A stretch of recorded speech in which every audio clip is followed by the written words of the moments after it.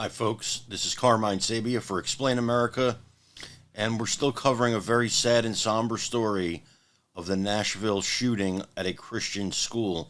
But I want to show you something tonight that the mainstream media doesn't want you to see anymore. Oh, they wanted you to see it at the time, but they don't want you to see it anymore. I want you to share this with your friends. I want you to share this on your social media platforms. I want people to know what they did, what they said, and I want them to be responsible for it. I want them to own it. I want them to have to address it. Folks, we don't know the motive behind the Nashville shooting. We have yet to see the manifesto. I don't know any more about the motive than you know about the motive, or than anybody in the media knows about the motive. But I'm going to tell you something. For years, the media has demonized Christians, called us basically the new terrorists, the threat to democracy. And now there was a shooting at a Christian school. May be related, may not be related. I don't know. But I think it is something we have to talk about. Just days ago, Joe Biden was asked about it, and he scoffed at the idea that it could be an anti-Christian hate crime. Well, why? If that were a Muslim school, that'd be the first thing you'd think about. If it were a Jewish school, it'd be the first thing you'd think about. If it were a black church, it'd be the first thing you'd think about, that it was a targeted hate crime. And it would be the first thing I would think about if any of those places were attacked. Well, it's the first thing I thought about when a Christian school was attacked too. Folks, before I show you this video, I want to remind you that this is Explain America. We'd like you to follow us on YouTube at Explain America, on Facebook at Explain America, and of course, always like, comment, and share our stories. But we have something new. It's called our American Patriot Plan on YouTube. It is a $1 a month membership. That's all, $1. And you'll support our cause.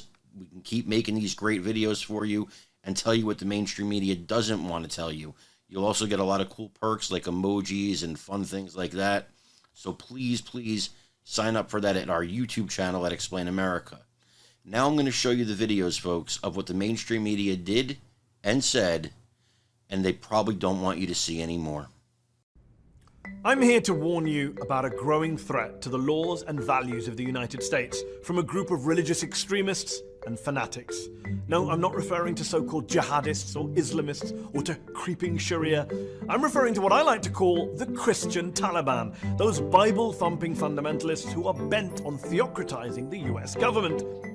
I think what was interesting is that she said that Jesus tells Mike Pence things to say. When was she around Mike Pence, though? Well, obviously she was around him because she knows more, a lot more than I think that we all know about Mike Pence. But what I do know about Mike Pence is I went to law school in Indiana. He is a hated figure there, actually. He's not very popular at all. And I think when you have a Mike Pence that now sort of puts this religious veneer on things and calls people values voters, I think we're in a dangerous situation. Look, I'm Catholic, I'm a faithful person, but I don't know that I want my vice president you know, speaking in tongues and having Jesus speak like to I him. said before, I don't know if I want that. It's one thing to talk to Jesus. It's another thing when Jesus talks to you. Exactly. Okay, well, that's different. That's different.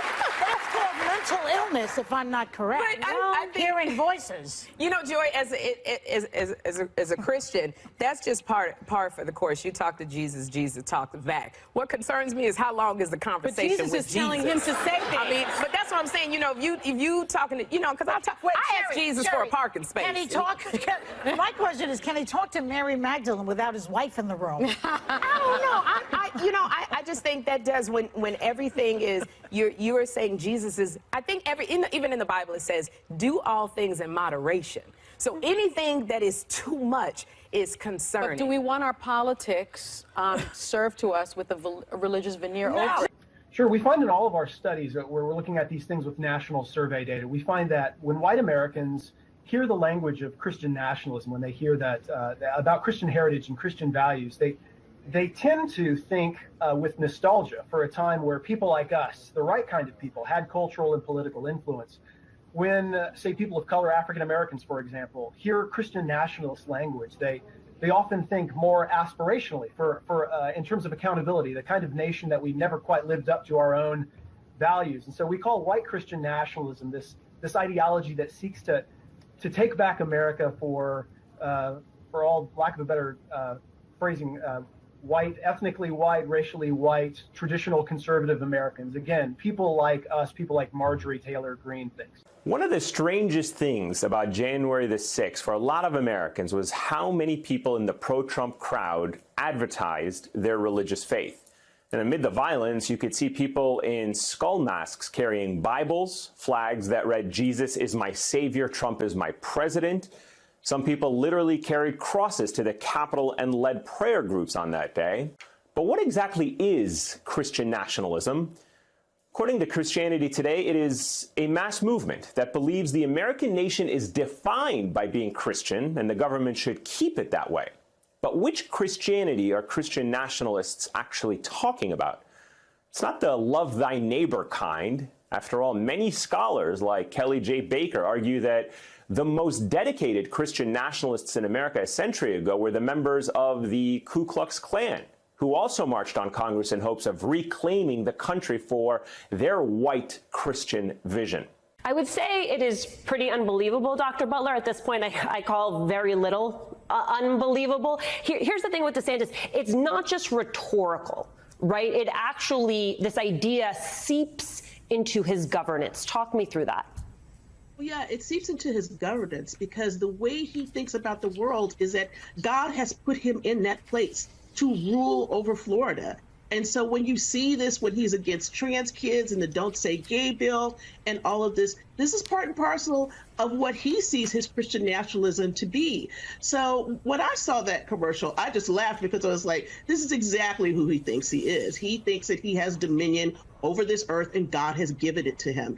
And so it's very important to understand with the people who believe with Christian nationalism, like Ron DeSantis or others, they believe that God has given them dominion. And that dominion means they have dominion over everybody who doesn't believe in God, who doesn't think like they do, and that God created this nation for them and specifically for white men. Now, of course, folks, we're not saying this had anything to do with the shooting.